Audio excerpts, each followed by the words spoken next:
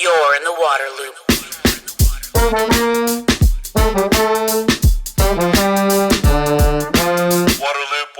Waterloop. Hi, this is Travis with Waterloop. Water conservation is very important to me. I bet it is to many of you as well. That's why I have High Sierra shower heads in my house, and I'm really happy that they're a supporter of this podcast. They carry the EPA WaterSense label for efficiency, and they use 40% less water than conventional low-flow shower heads. The model I use runs at only 1.5 gallons per minute.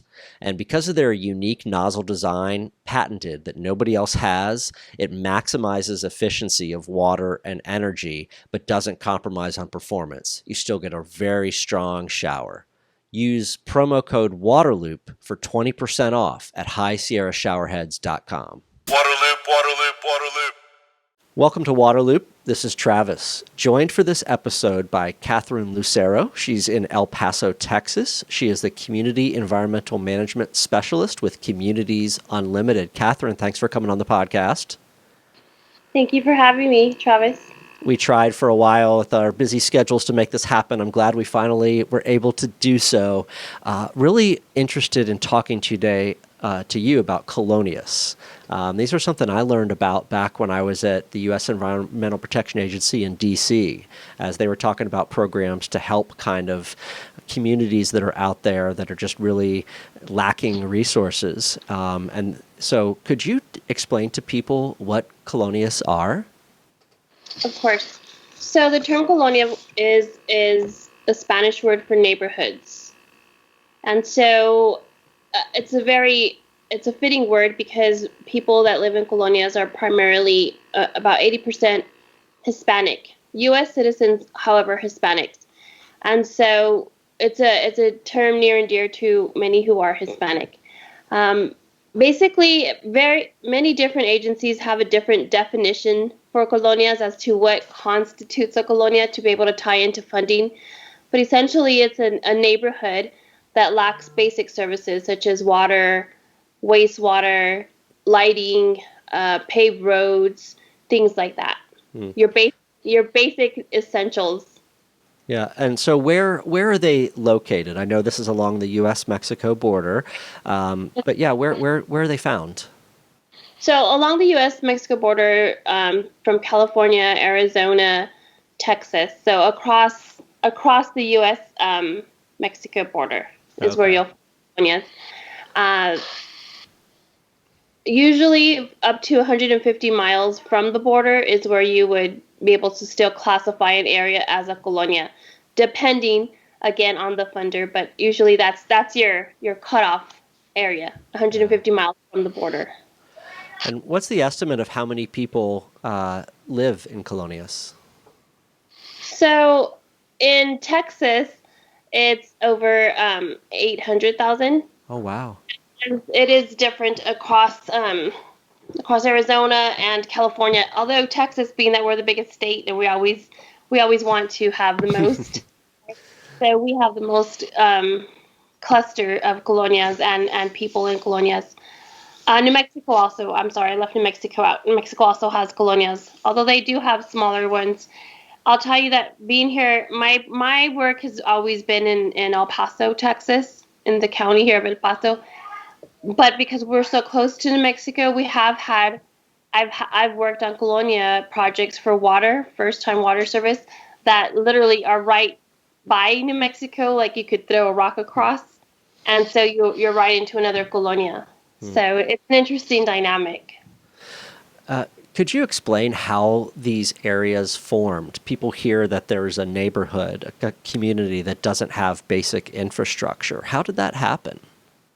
So that's another area that I find very interesting, and even here in El Paso and some other border cities, depending on who you might ask, you'll have a different response.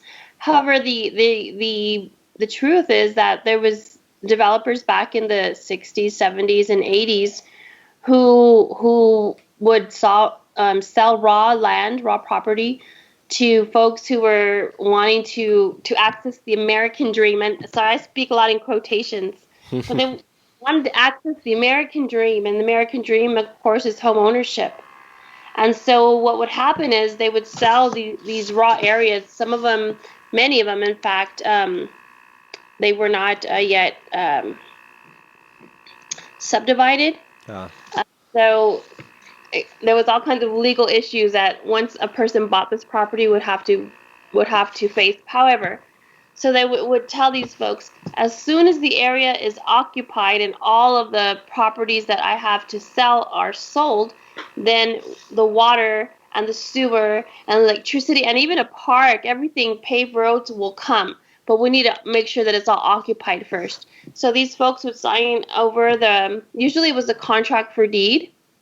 And so they would pay usually that particular broker or developer monthly payments, and then they would go on about their life, and never did they come back to actually develop the property or the wow. subdivision.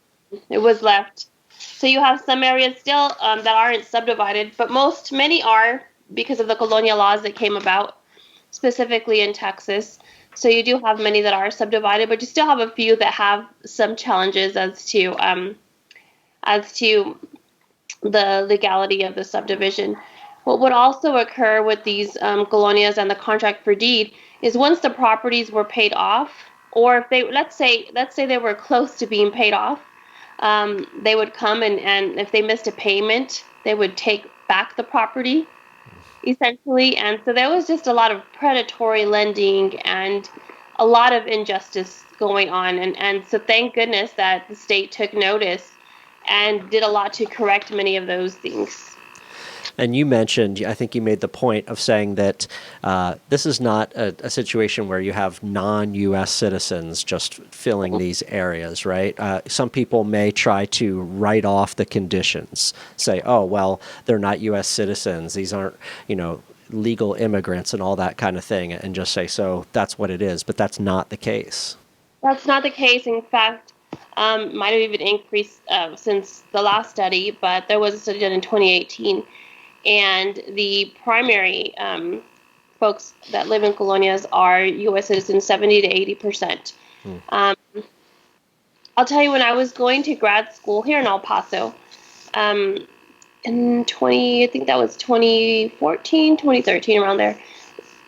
We were talking about colonias, and the instructor asked one of the students, well, where do you think colonias come from? And it was interesting to hear that even people that grew up in El Paso have an opinion that they're squatters. People came and they just squat on this piece of land, so suddenly it's theirs.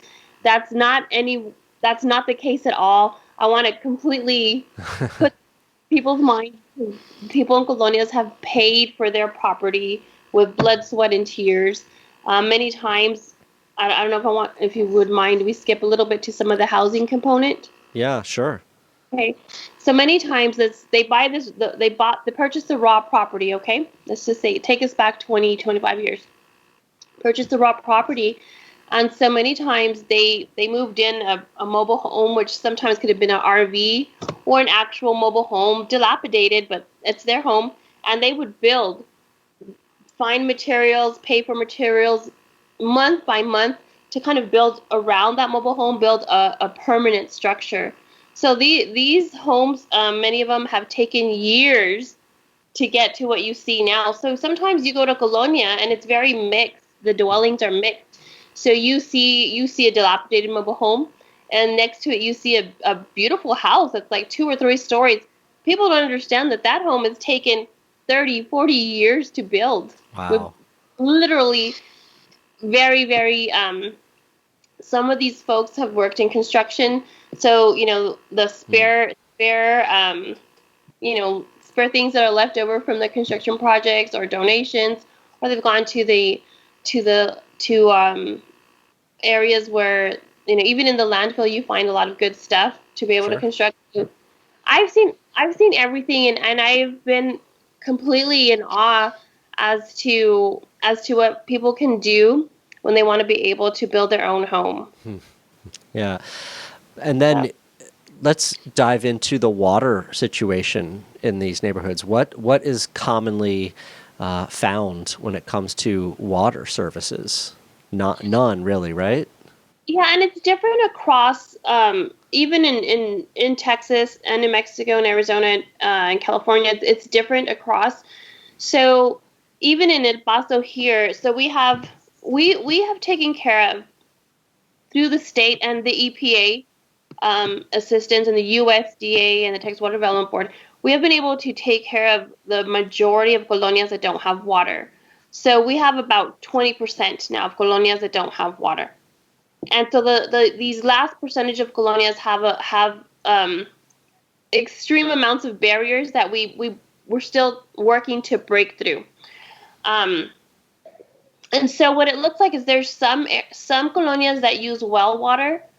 Um, the wells, depending on where you live, are very low producing, so they don't really function. And there's other areas here in El Paso, I know for sure, and some across the state that have what are they called? Tanks, water tanks. Yeah. And so water haulers will come in and they'll fill up those tanks. Now that water's not potable. They don't use it to drink. So they use it primarily to bathe and other household things, not to drink or cook with.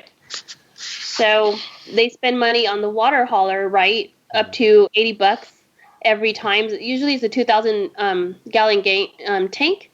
So during summer months, with the water, their utility usage with the water that they have hauled, and also paying for bottled water because that's usually what they drink. We've done studies, and it costs up to $225 a month for Wow. water. So that's more than 30%. If you're living in an area and the median income, usually the median income in Colonias it ranges from 27,000 to 29,000, and that's from the U.S. Census. But I can tell you that doing individual surveys in Colonias, the median income has been about 14,000 to 19,000, so significantly lower than the national average. And then you're taking a big part of that income for that extra water because they have to get it hauled out there and everything. And then what about the situation with toilets in some of these areas? Like I was explaining to you earlier, most of the properties, at least that I've worked with, they have built their homes, so they do have functioning um, commodes, and they do have functioning stuff S- that s- that will go out. Um, so are they and using septic systems then? Yeah. also we use septic systems. I can tell you though there are some areas that still, for whatever reason, could be a failure of the septic system that have cesspools. So it just really depends, and in every colonia that doesn't have pipe sewer. So many of our colonias already do have pipe sewer, but there are some that aren't. They still don't have pipe sewer, so it just depends. But I think that well, I know that the property owners do their best to make sure that they have decent functioning commodes. Yeah. The 20% of colonias that don't have, the water infrastructure in place really, just what's it like for those people, for those families, the challenges for them? So, if I may speak to where I have the most base of knowledge, which is here in El Paso. So it really depends. So we have a colonia that's called Waco Tanks, and if you go out there, it's really beautiful. It's like almost as going out. I don't know. Have you been to El Paso? I have not, unfortunately. No. Okay. So it's kind of a historic area. It's called Waco Tanks, and there's beautiful mountains and stuff. But in Waco Tanks, you have a large cluster of colonias, but the properties there in Waco Tanks are much larger, an acre or more in some instances, than what they are in other colonias. So the folks in Waco Tanks, they haul water, and some of them also, like I was explaining, have wells. So they have to pay more because they're farther out for their water hauling. If their wells fail, things like that, they will have a challenge and they won't have water. So I would say Waco Tanks probably struggles more in order to access water, even if they have a water hauling a tank to be able to have the water hauled. we have some colonias, and this is probably about, I would say, 15 miles out of the city, still in the county of El Paso, but it's out of the city. Some of the colonias that are more are located more in more dense areas. For example, the Lower Valley Water District, and in the county in general. One in particular is called Cochrane, and that one has gotten a lot of attention. Another organization is now helping this area. In fact, they're going to have water pretty soon. But they are kind of sandwiched in between several water districts. So it's a very, they look out their window and they could see water pipes, they can see piped water, and then there's this area, and it's a smaller colonia. So this area hasn't had the ability to access state or federal funding because of the amount of folks that live in the area. So that's another challenge that you see in colonias, depending on the amount of people. Many times state and federal agencies need to spend those dollars where they can get the most, I guess, help out to people that live in the area. So that's pretty much what it is. And they're working class people. They work really hard. Some of them, believe it or not, I've had professors from UTEP that live in colonias. I've had teachers, police officers. There's just different types of folks that live in colonias, and it just ranges. So it's not just people coming in or from Mexico or just the really poor. It just really ranges. That's interesting. So you mentioned that there's been a lot of progress, though, over the past couple decades, right? You're up to like 80%. Could you talk a little bit more about how that progress has happened and kind of the role of your organization, Communities Unlimited, how you work and address the situation? Sure. So I started with Communities Unlimited in 2017. Prior to that, I worked with the state of Texas at the Texas Secretary of State, and the Texas Secretary of State had a program specific for colonias. It was called Colonia Initiatives. And so through this program, what we did were called ombudspersons, and we were able, and this was across the state of Texas, so across the border. We were able to bring all of the stakeholders together, right? So be it the county commissioner, all of the elected at all different levels, cities, counties, state, and federal, tie in the funders, and our main point, of course, is our Colonia residents. And so tying everybody together and advocate and assist Colonia stakeholders themselves to advocate to be able to bring projects together. So we would coordinate projects. So what we've kind of done, there's several of us that now work for Communities Unlimited. So we've kind of taken that model and applied it here at Communities Unlimited. So we bring everybody together. And because we already have many of the relationships with the local, state, and federal organizations, we're able to come up with ways to fund these projects that are still lacking water or wastewater. And we have moved on to wastewater projects because that's another area that is lacking and that needs to be. It's an environmental issue as well as a health issue. So that's another concern that needs to be addressed, and that's where we've kind of also shifted some of our efforts. So you feel like there's enough funding coming in from the state, from the federal government to keep making progress? It's not necessarily a lack of funding. It's just kind of working through the different areas. What I think, Travis, and this has been something that was noted since I worked with the state. I think that what's needed is just a little bit more of flexibility as far as being able to make a project a reality. I think there's still several barriers as far as red tape, and it takes, in order to really do a good project, a good Colonia project, and really infrastructure project in areas that don't have water or wastewater, you need to be able to have some flexibility as far as to making it work. And so sometimes that means coordinating funding with the USDA and the EPA. And we need to be able to to work with each other as far as the environmental reports, and being having that flexibility, saying, okay, if you've already done this, then we can tie that into that, and just really mapping out those projects. And I think we've made some progress in that area. The state of Texas has what's called TWIC meetings, and all the agencies come together, and so Colonia projects can be involved in there as well. And so, the projects are discussed or the needs are discussed, but I think still that some of the red tape can be, it needs to be a bit more flexible in order to make projects work. I mean, you mentioned before how a community can't really even qualify if there's not enough people there. I mean, that could be one example, right? It's like, oh, we want to get water to these folks, but not enough of them.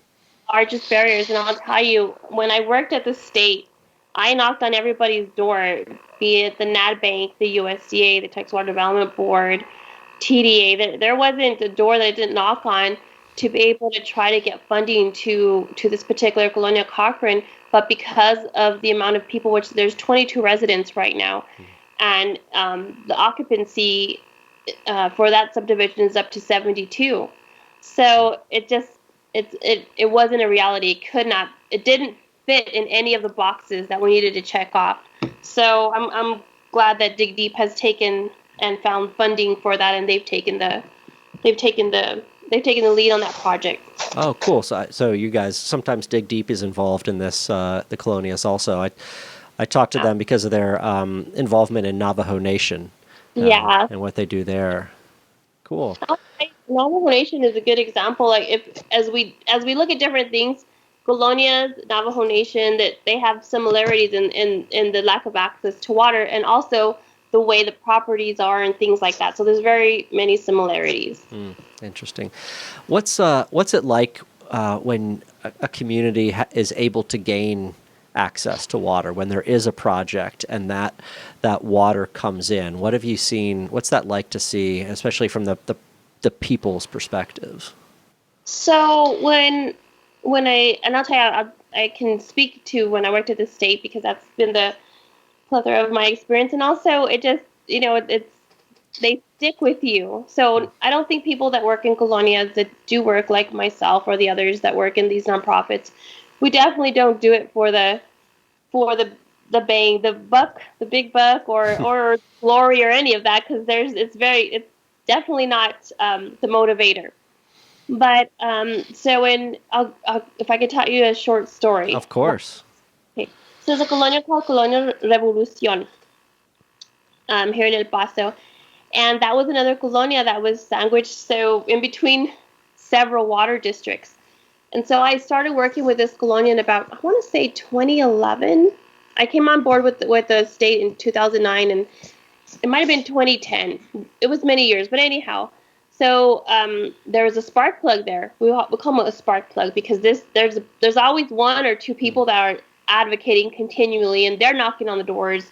They just need some steps, right? So anyhow, they showed me these letters, and they had sent letters as a community. In Colonias, usually when we meet outside of somebody's house on their property, and they bring snacks. When we meet together there outside, it's usually outside yard type of meetings. So we had a meeting, and they showed me these letters they sent to all of the water districts here in El Paso.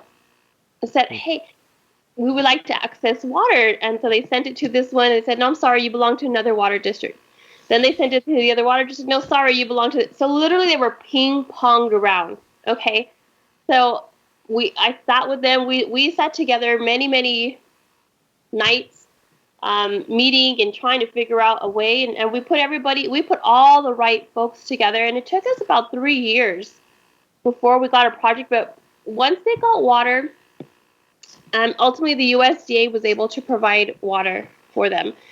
But once they got water, it was a completely different dynamic. Wow. They're always a very close-knit community, but water just changes. It changes them emotionally, and it changes them socially, and it changes them financially. So it's a completely different, community, and the value of water, they really do appreciate it. So it does increase their taxes somewhat, which they're very aware of. But that's great. They're already taxpayers anyhow. But it also increases their health. They're no longer hauling water. Now they can drink the water that's healthy for them. So it increases their health. So the benefits are they're things that we take for granted. Our health, our finances, our social emotional. There is folks from Colonias that we were able to assist with water. That growing up not having water, kids would tease them in the school, saying, did you shower today? We know you don't have water, and we know how kids are. So that sense of pride, having water, and not having any more of a stigma on you, it's really it's life changing. When we say water is life, we mean it. Yeah. That's a great testimony to how important water is for all those different reasons. That's incredible. Well, how optimistic are you about that other 20% of the Colonias that are out there and eventually, chipping away and getting close to 100% served? I'm optimistic in the sense that for the areas that are near a water service provider, I think that we can, if we're able to get some of our funding agencies to kind of think out of the box a little bit and break through their own barriers of red tape, I think we can make things happen. I think we can provide access to water. I think in some of the areas, if I'm being real and honest, in some of the areas, probably like Waco tanks, I think that would be more of a challenge. And not that we're not up for the challenge, but I think that we have to be realistic that there are people that move into some areas and some areas because they want that type of life. Mm-hmm. And for tanks, it's beautiful. If you ever get an opportunity, come out and look at the area. It's beautiful, and I think doing a project out there might disrupt what already is a beautiful life out there. It's different, but it's beautiful. So I think it depends, and I think we need to look at each and every Colonia neighborhood for what it is, and there's people there with different needs, and we can't always assume because we think it's the best thing to do that that's what they want or need. Well said. Some people want independence, and they want to kind of have that separation. Yeah. Well, Kathryn, I'm really glad that we finally could work this out on our calendars. This is such an interesting and important topic to me. I look forward to sharing it with folks, but thank you for the information and your time. Awesome. I appreciate you, Travis, and I'm glad we also were able to connect. Thanks a lot. Okay, thank you. Bye-bye. Waterloop, waterloop, waterloop. The Waterloop podcast is brought to you by High Sierra Showerheads, the smart and stylish way to save water, energy, and money while enjoying a powerful shower. Use promo code WATERLOOP for 20% off at highsierrashowerheads.com. You're in the Waterloop.